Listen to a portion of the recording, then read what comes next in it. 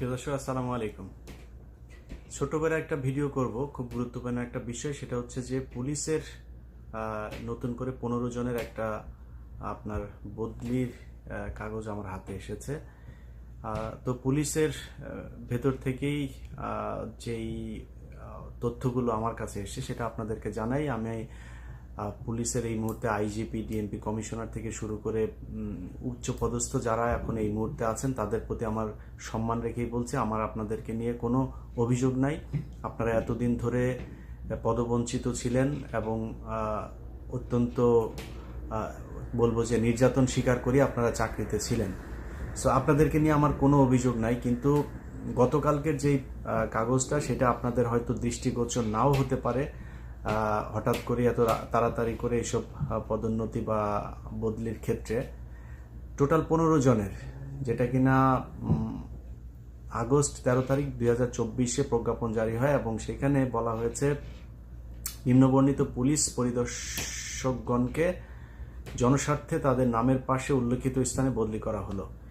এই জায়গায় আমি যে অভিযোগটা পেয়েছি, এখানে মোট 15 জনের বদলির আদেশ হয়েছে। সেই জায়গাতে শুরু থেকে যদি বলি, মোট আমার কাছে যে অভিযোগ সেটা হচ্ছে যে 3 জনের ব্যাপারে বলা হয়েছে। এর মধ্যে সবচাইতে বেশি অভিযোগ যার ব্যাপারে সেটা হচ্ছে 15 নম্বরে যিনি আছেন, তিনি ডিবির ওসি ছিলেন ময়মনসিংহের।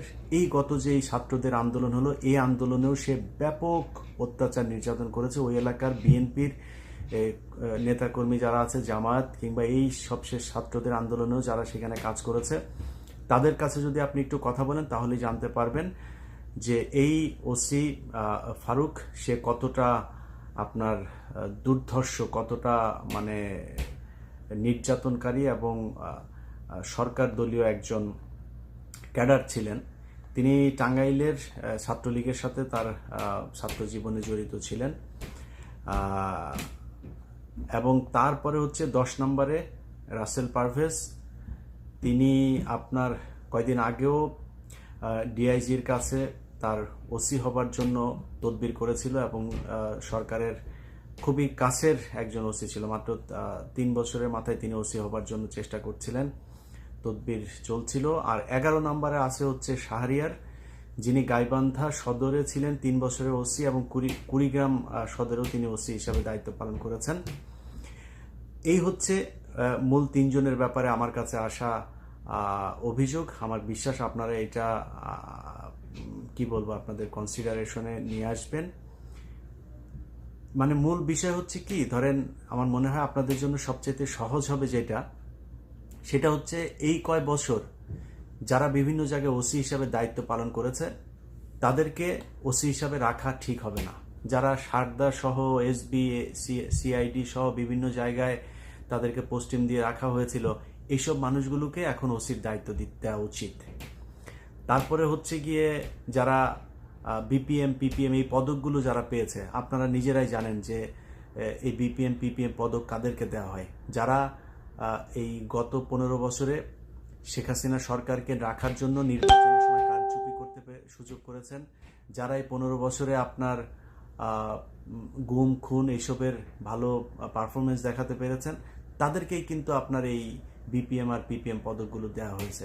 সো এই 15 বছরের মধ্যে কেউ বিপিএম, পিপিএম পদক পেয়েছে, তাদের কাউকে কোনো গুরুত্বপূর্ণ পদে রাখা বোধহয় আমি মনে করি যে ঠিক না।